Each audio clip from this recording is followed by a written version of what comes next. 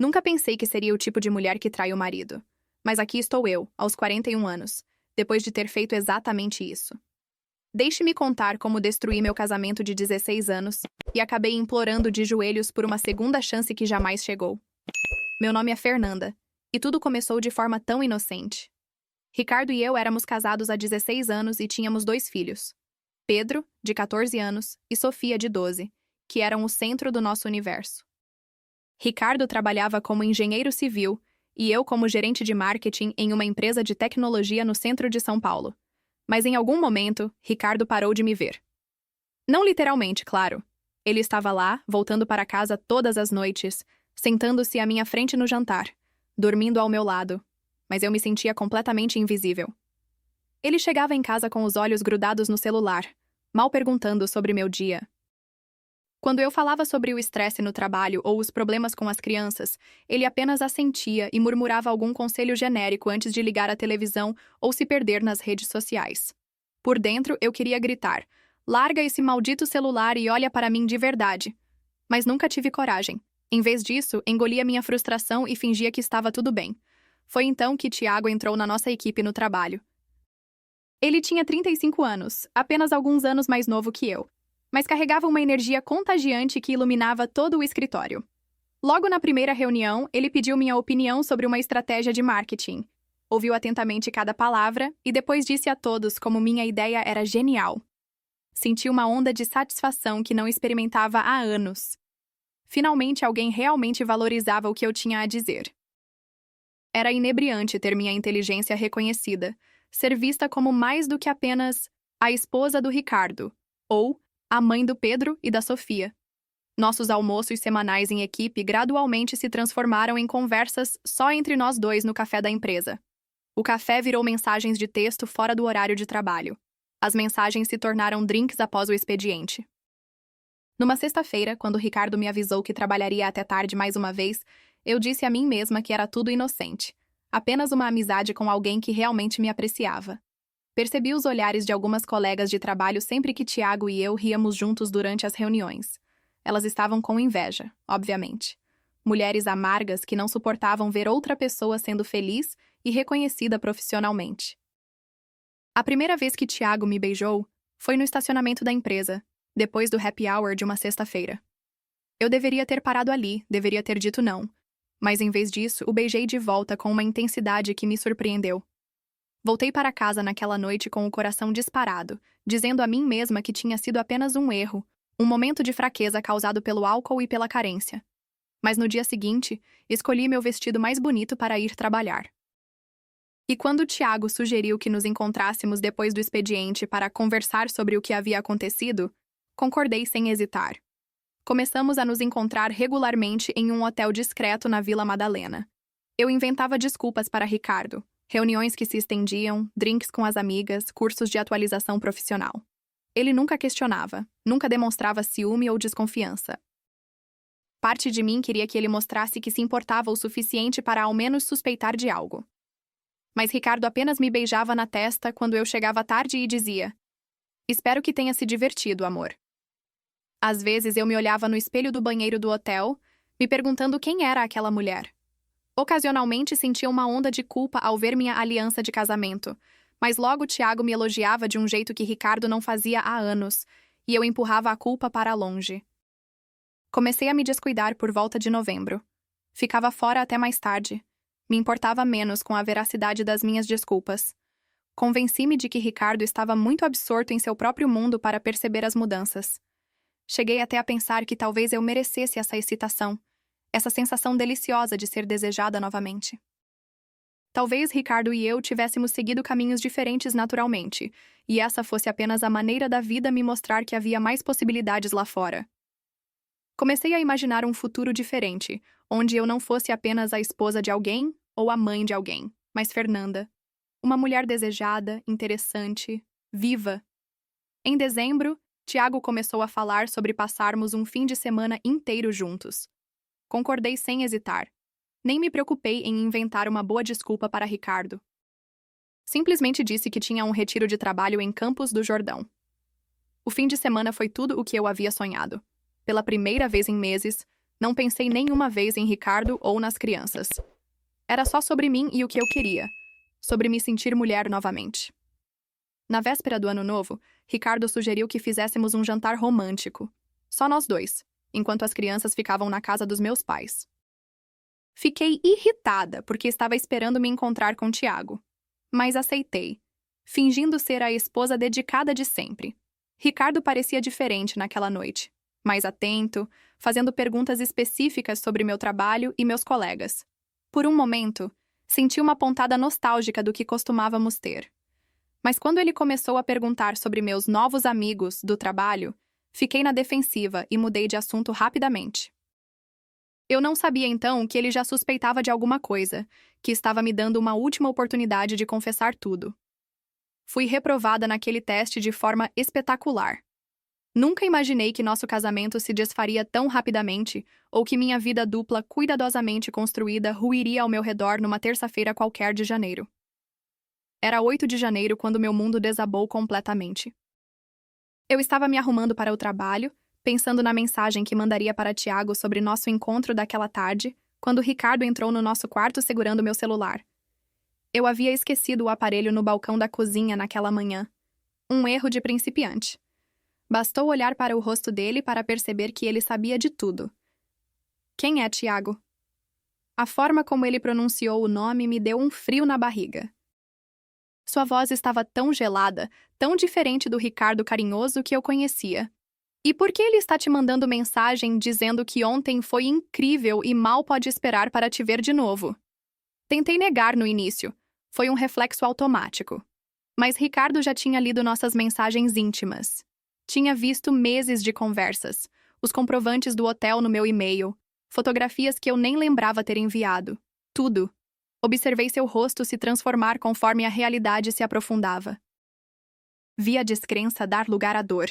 A dor se transformar em raiva. E, finalmente, a raiva se cristalizar numa frieza que me assustou. Era como ver alguém morrer por dentro. Naquele momento, finalmente compreendi a magnitude do que havia feito. Não era apenas um caso. Era uma traição sistemática, diária, ao homem que havia construído uma vida inteira ao meu lado. Há quanto tempo? Ele perguntou, com uma voz que eu não reconhecia. Quando eu disse 7 meses, ele recuou fisicamente, como se tivesse levado um soco no estômago. 7 meses. Mais da metade de um ano mentindo na minha cara todos os dias.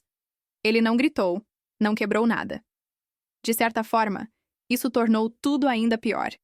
Ele simplesmente me olhou como se eu fosse uma estranha, alguém desprezível que havia invadido sua casa. Então ele foi até o armário e começou a fazer uma mala.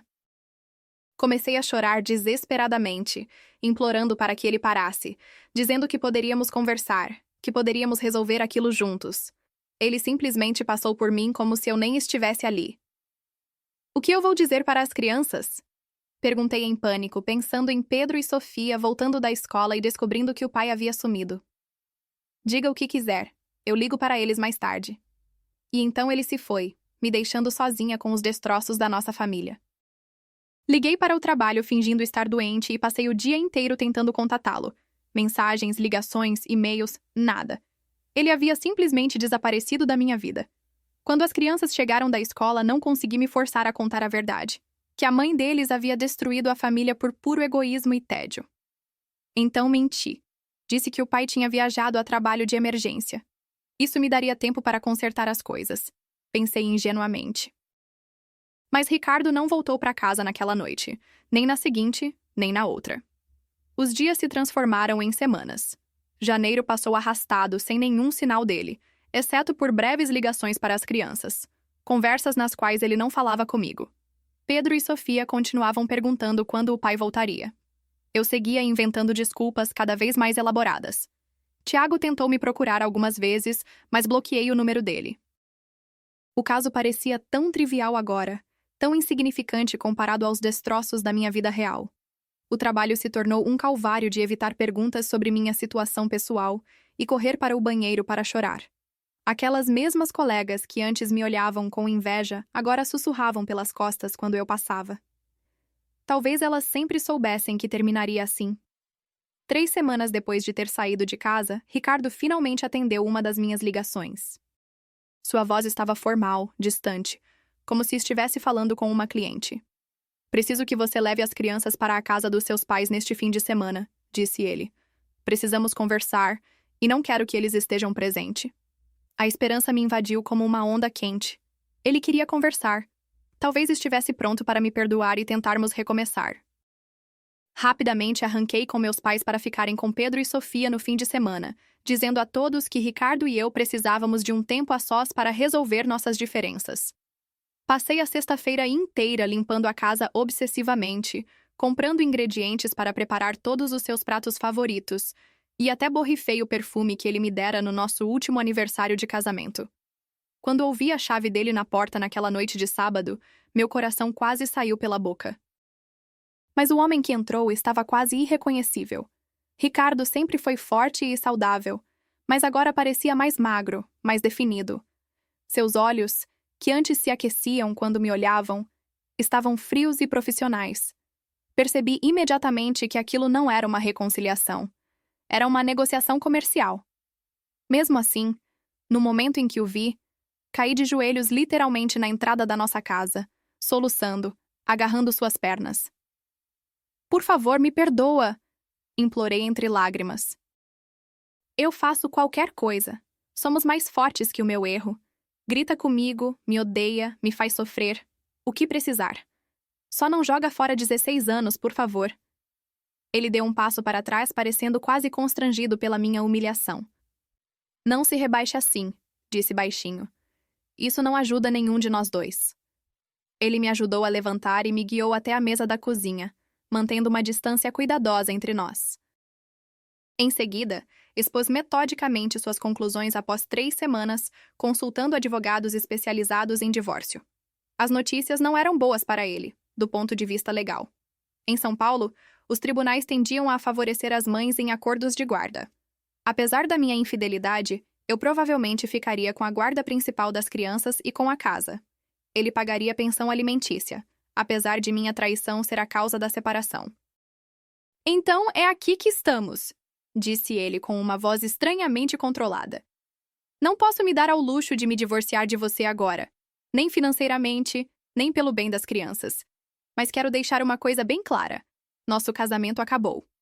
Comecei a protestar, mas ele me interrompeu. O casamento morreu, Fernanda. Você o matou.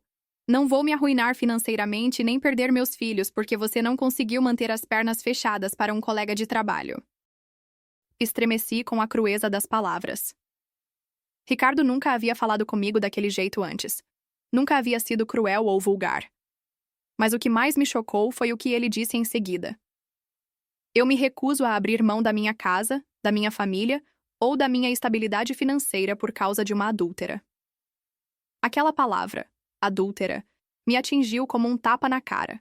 Em 16 anos de casamento, através de inúmeras discussões e desentendimentos, ele nunca me havia insultado assim. Mas a frieza com que pronunciou a palavra, como se estivesse constatando um fato óbvio, quebrou algo dentro de mim. Percebi naquele momento que o homem com quem me casei, aquele que me amou incondicionalmente, havia morrido, e eu o havia matado. Então é isso que vai acontecer, continuou ele.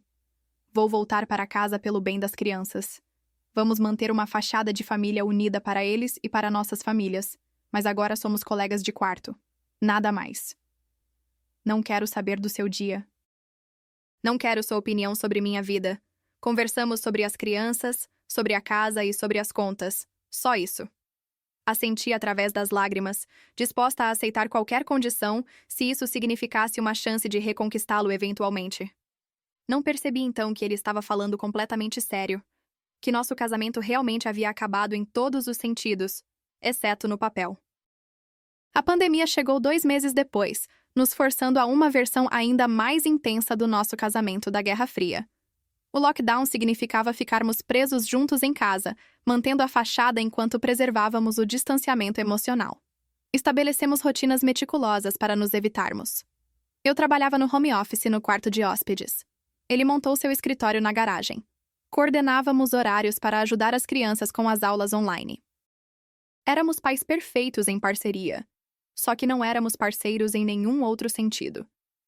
Nossas únicas conversas eram sobre reabastecer a despensa, quem tiraria o lixo ou o que Pedro e Sofia precisavam para a escola. Às vezes passavam-se dias inteiros sem trocarmos mais que uma dúzia de palavras funcionais. As crianças notaram a tensão, é claro, mas atribuíamos tudo ao estresse da pandemia. O casamento de todo mundo está sendo testado durante esse período, dizíamos. Não era totalmente mentira. No final de 2020, tínhamos nos adaptado a uma rotina que parecia normal na superfície. Até voltamos a dormir na mesma cama. Quartos separados levantavam muitas perguntas das crianças. Era puramente prático, Ricardo garantiu, para manter as aparências. A primeira vez que fizemos sexo novamente foi depois de uma noite rara em que ambos bebemos vinho demais durante o jantar. Aconteceu sem discussão prévia ou demonstração de afeto, apenas necessidade física após meses de isolamento. Depois, Ricardo se levantou imediatamente, tomou banho e voltou para seu lado da cama sem dizer uma palavra. A mensagem era cristalina. Aquilo não mudava nada entre nós. Esses encontros se tornaram válvulas de escape ocasionais. Mas Ricardo sempre fazia questão de que eu entendesse que não significavam nada emocionalmente. Ele nunca me beijava. Nunca me abraçava depois. Às vezes me olhava com tanto distanciamento durante esses momentos que eu me sentia mais sozinha do que se estivesse realmente sozinha. Tentei de tudo para romper suas barreiras. Deixava bilhetinhos carinhosos na marmita dele, comprava suas comidas favoritas, sugeria programas românticos. Ele ou ignorava completamente esses gestos, ou os reconhecia com uma polidez gélida, como um estranho aceitando gentilezas não solicitadas. Vi-o construir uma vida totalmente separada da minha. Mesmo morando sob o mesmo teto, ele começou a se exercitar religiosamente, reencontrou velhos amigos virtualmente, desenvolveu novos hobbies. Era como assistir ele se transformar numa pessoa completamente nova, alguém que não tinha mais espaço para mim. Enquanto isso, eu permanecia presa num limbo, incapaz de seguir em frente, mas também incapaz de voltar ao que tínhamos antes. O caso com Tiago parecia ter acontecido numa vida anterior, uma indulgência estúpida e egoísta que me custara tudo o que realmente importava. Ele já havia se transferido para outra empresa há muito tempo, e ocasionalmente eu ouvia fofocas sobre ele estar namorando seriamente alguém. Conforme os meses se transformavam em anos, fiquei desesperada por respostas. Como outros casais conseguiam sobreviver à infidelidade? Por que Ricardo não conseguia me perdoar quando tantos outros cônjuges acabavam perdoando? Comecei a ler obsessivamente fóruns sobre relacionamentos, livros de autoajuda, artigos sobre reconstrução matrimonial após traições. Aprendi toda a terminologia correta: trabalho emocional, vulnerabilidade radical, processo de cura. Tentei aplicar essas técnicas com Ricardo, sugerindo terapia de casal, programas de recuperação matrimonial. Não há nada para recuperar, ele disse quando mostrei um livro sobre cura após infidelidade. Você não está entendendo, Fernanda. Não estou mais com raiva. Não estou mais magoado. Eu simplesmente não me importo mais. Mas eu não conseguia aceitar isso. Continuava tentando, continuava esperando por alguma rachadura na armadura emocional dele. Numa ocasião, organizei para meus pais levarem as crianças para um fim de semana na praia e preparei um jantar especial, usando o vestido do nosso primeiro encontro. Ricardo comeu, elogiou educadamente a comida e depois foi para a garagem trabalhar em seus projetos de marcenaria. Quando o segui até lá, vestindo lingerie por baixo do roupão, ele me olhou com uma pena tão profunda que desejei desaparecer. Isso não é um filme romântico, Fernanda, disse suavemente. Você não pode me seduzir para que eu esqueça o que aconteceu. Não pode cozinhar ou transar para voltar ao meu coração. Então o que eu posso fazer? Gritei desesperada, sentindo minha voz tremer. O que preciso fazer para que você me ame novamente? Ele largou as ferramentas e finalmente me olhou diretamente nos olhos. Nada. É exatamente isso que tenho tentado te explicar. Não há nada que você possa fazer porque eu não quero mais te amar. Escolhi não amar mais você. Aquelas palavras, escolhi não amar mais você, me assombraram por meses. A ideia de que o amor poderia ser uma escolha consciente e que ele estava ativamente escolhendo não me amar mais. Isso contrariava tudo em que eu acreditava sobre nossa conexão, sobre o que havíamos construído juntos. Mas conforme mais um ano se passava, sem qualquer mudança em seus sentimentos, tive que encarar a possibilidade terrível de que ele estava falando a verdade absoluta. Que nosso casamento, embora legalmente intacto, estava emocionalmente morto e enterrado. Minhas amigas não entendiam por que eu continuava ali. Simplesmente o deixa, diziam. Ele está sendo emocionalmente abusivo contigo. Mas elas não compreendiam. Não conseguia partir porque ainda nutria esperança no fundo da alma.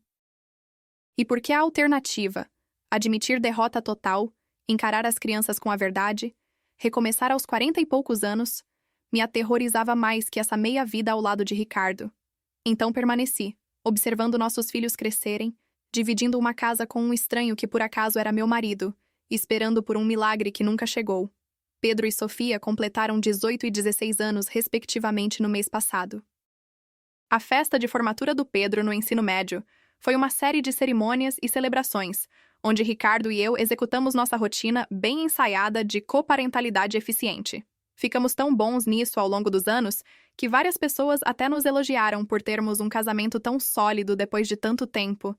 Se soubessem a verdade.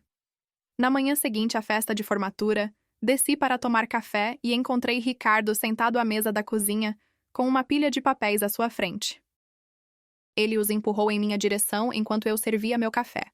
Papéis de divórcio já preenchidos e um folheto imobiliário da nossa casa. Pedro é legalmente adulto agora, disse calmamente. Vai para a USP em março. Sofia só tem mais 2 anos de ensino médio, e ela já é madura o suficiente para entender. Não há mais motivo para continuarmos com essa encenação. Olhei para ele, esquecendo completamente do café que tinha nas mãos. Você estava esperando por isso o tempo todo, percebi em voz alta. Todos esses anos, só estava esperando que as crianças crescessem. Ele assentiu sem nem tentar negar. Eu disse que nosso casamento tinha acabado 4 anos atrás. Você preferiu não acreditar em mim. E a casa? Nossos planos de aposentadoria? Tudo o que construímos? Vamos vender a casa e dividir o valor. Já separei nossas contas de aposentadoria conforme manda a lei. O acordo é justo. Você ficará bem financeiramente. O distanciamento dele era impressionante. Havia planejado cada detalhe, inclusive o timing exato. Eu estava morando com alguém que contava os dias até poder me deixar oficialmente, e nem havia percebido. Você me odiou esse tempo todo, sussurrei. Não, ele disse, e pela primeira vez em anos, sua voz continha um traço de emoção real. Eu te amava demais. Esse era exatamente o problema. Tive que aprender a não amar você, dia após dia, ano após ano. E agora, finalmente consegui. Ele se levantou da mesa.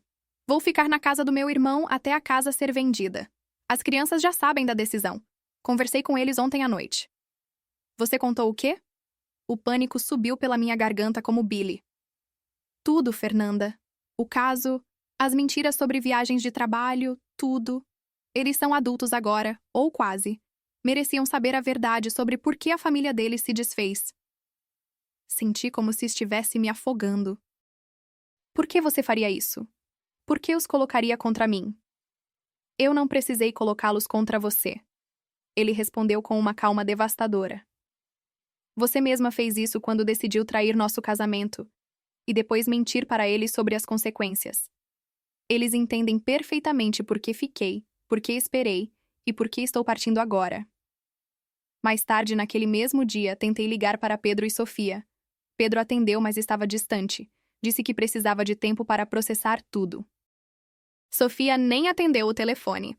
Quando subi para nosso quarto naquela noite, percebi que o armário de Ricardo estava completamente vazio. Ele deve ter estado removendo suas coisas aos poucos durante semanas, planejando meticulosamente sua fuga enquanto eu permanecia completamente alheia, ainda alimentando esperanças tolas de reconciliação. Sozinha em casa pela primeira vez em anos, finalmente encarei a verdade devastadora. Não havia perdido apenas meu marido com aquele caso. Perdera o respeito dos meus filhos, minha família como eu a conhecia, meu futuro como o havia imaginado, e o pior de tudo, uma vozinha honesta lá no fundo sussurrava que eu merecia cada grama daquela dor. O divórcio foi finalizado na semana passada. A casa foi vendida rapidamente. Mercado aquecido em São Paulo. Pedro mal fala comigo enquanto se prepara para a faculdade, e Sofia divide seu tempo entre mim e o pai, claramente preferindo ficar com ele. Vou me mudar para um apartamento no Itaim na próxima semana. Será a primeira vez que moro sozinha em mais de 20 anos. Ontem vi Ricardo numa cafeteria na Vila Madalena com uma mulher que não reconheci. Não estavam sendo romanticamente óbvios, apenas conversando e rindo. Mas ele estava sorrindo. Um sorriso genuíno, verdadeiro, como não via há anos. Quando me notou, acenou educadamente e voltou à conversa. Sem raiva, sem dor, simplesmente nada. Como se eu fosse uma conhecida distante de outra época da vida dele. Foi naquele momento que finalmente entendi de verdade. Ele havia sido sincero em cada palavra pronunciada durante todos esses anos. Nosso casamento realmente morreu naquele dia de janeiro, 4 anos atrás. Eu simplesmente me recusei a comparecer ao funeral. Enquanto eu tentava desesperadamente ressuscitar algo que já havia partido há muito tempo, ele estava enlutado, se recuperando e seguindo em frente. Tudo isso enquanto dividia um lar comigo por obrigação. Algumas pessoas podem dizer que Ricardo foi cruel por esperar todos esses anos, planejando sua partida enquanto fingia aceitar nosso arranjo. Mas honestamente, agora sei que mereci cada minuto daqueles 4 anos no limbo. Cada dia vivendo com a casca vazia do que um dia tivemos foi justiça perfeita pelos meses que passei traindo nossos votos matrimoniais. A parte mais devastadora não é ter perdido Ricardo. É saber que fiz isso inteiramente comigo mesma. Aquela escolha de me virar para outro homem em vez de trabalhar no meu casamento me custou literalmente tudo. E ainda assim, quando amigas me perguntam o que aconteceu com o meu casamento, me escuto dizendo coisas como nos distanciamos naturalmente, ou às vezes o amor simplesmente morre. Mesmo agora, não consigo assumir completamente a responsabilidade pelo que fiz. Talvez seja exatamente por isso que Ricardo nunca conseguiu me perdoar. Não por causa do caso em si, mas porque mesmo depois de ser descoberta, mesmo depois de ver todos os danos causados, nunca assumi verdadeiramente a responsabilidade pelos meus atos. Implorei por perdão sem realmente entender o que precisava ser perdoado. Então aqui estou, aos 45 anos, solteira, parcialmente alienada dos meus próprios filhos, recomeçando do zero. Tudo porque achei que merecia mais emoção, mais atenção, mais de tudo, sem jamais considerar adequadamente o valor daquilo que já possuía. Se você está lendo isso e pensando em trair seu parceiro, deixe-me poupar seu tempo e sofrimento. A emoção momentânea não compensa nem de longe as consequências devastadoras. Aquele momento efêmero de se sentir desejada por alguém novo não vale nem um dia sequer dos anos de frieza que se seguem. E essa fantasia que você pode estar alimentando sobre ser perdoada se for descoberta? Essa é a maior mentira de todas. Porque algumas coisas, uma vez quebradas, jamais podem ser verdadeiramente consertadas. Não importa o quanto você implore, não importa quantas lágrimas derrame, não importa quanto tempo passe. O amor perdido por traição não volta. Nunca mais. Agora eu quero saber de vocês aí nos comentários. Vocês acham que Fernanda deveria ter sido perdoada pelo marido? Ou ele fez certo em não perdoar e seguir em frente? Quem trai merece uma segunda chance? Deixe a opinião de vocês nos comentários. Lembrem de deixar o like e se inscrever se gostaram da história. Até a próxima!